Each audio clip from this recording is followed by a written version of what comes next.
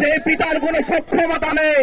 সেই পিতার সন্তানেরা যখন অপকর্ম করে তখন সেই পোস্ট থেকে নিজে রিজাইন দিতে আমরা শুনেছি। আজকে আমরা দেখেছি পিতার অক্ষমতার কথা। এই বিশ্ববিদ্যালয় প্রশাসন কত অক্ষম এবং কত অকেজ সেটা আমাদের সামনে আজকে স্পষ্ট হয়েছে। এর পূর্বেও ছাত্রদল যে সন্ত্রাসী কর্মকাণ্ডগুলো করেছে এই ক্যাম্পাসে, শাহবাগ থানায় হামলা সহ শহীদুল্লাহ হলে আগেও এ ধরনের হামলার ঘটনা ঘটিয়েছে। আমরা বারবার নিয়মতান্ত্রিক ভাবে এর বিচার চেয়েছি। আমরা সারা দেশে নিয়মতান্ত্রিকতার সাথে ছাত্রদল সহ আজকের ক্ষমতাসীন দলের যেই সন্ত্রাস সেই সন্ত্রাসের প্রতিবাদ করে এসেছি। আমরা সারা দেশে দেখেছি যে জায়গায় সন্ত্রাস, যে জায়গায় চাঁদাবাজি, সেই জায়গায় ছাত্র দলের নাম, বিএনপির নাম।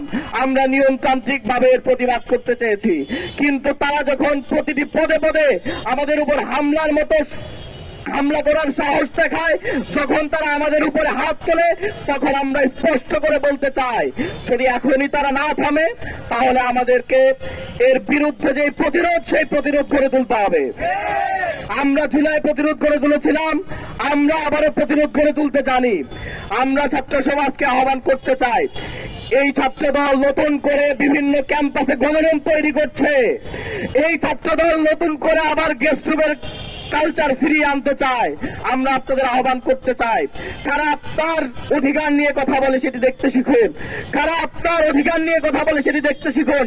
যারা নতুন করে গণরুম এবং গেস্টরুম তৈরি করতে চায় তাদেরকে আবারও প্রত্যাখ্যান করুক, যেভাবে আপনারা প্রত্যাখ্যান করেছিলেন। প্রিয় উপস্থিতি, আমরা আজকের এই আয়োজন থেকে জানাতে চাই, ছাত্রদল যদি মনে করে তারা সন্ত্রাস করে পার পেয়ে যাবে কারণ তারা ক্ষমতায় আছে, এতটা সম্ভব নয়। আমরা দেখেছি ক্ষমতার চূড়ান্ত রূপ নিয়েও ছাত্রলীগ এই ক্যাম্পাস থেকে কিভাবে বিতাড়িত হয়েছিল। আমরা ঠিক সেভাবেই ছাত্র দলকেও বিতাড়িত করব যদি সেই প্রয়োজন আসে। প্রিয় উপস্থিতি, আমরা দেখেছি সারা দেশে ছাত্রদল বিভিন্ন ক্যাম্পাসগুলোতে গণরুম তৈরি করছে। 2 রুমে 24 জন ছাত্রকে তারা জায়গা দিয়েছে, আমরা দেখতে পেয়েছি।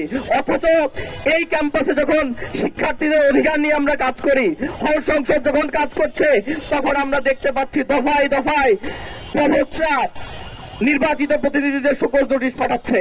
কারণ কি? কারণ হচ্ছে তারা শিক্ষার্থীদের অধিকার নিয়ে কাজ করছে, তাদের শিক্ষার্থীদের অধিকার দিতে তাদের সমস্যা। অথচ যারা এই ক্যাম্পাসে দিনে দুপুরে সন্ত্রাস করে তাদের বিরুদ্ধে কোনো ব্যবস্থা নিতে তারা পারছে না।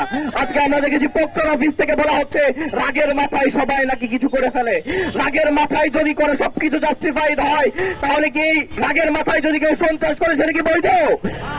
অথচ আমরা দেখলাম প্রক্টর অফিসের মতো এরকম একটা দায়িত্বশীল জায়গা থেকে তাদের এই হামলাকে জাস্টিফাই করা হলো। আমরা জানাতে চাই, এ ধরনের বক্তব্যকে অবশ্যই প্রত্যাহার করতে হবে এবং এই বিশ্ববিদ্যালয়ের শিক্ষার্থীদের কাছে ক্ষমা চাইতে হবে।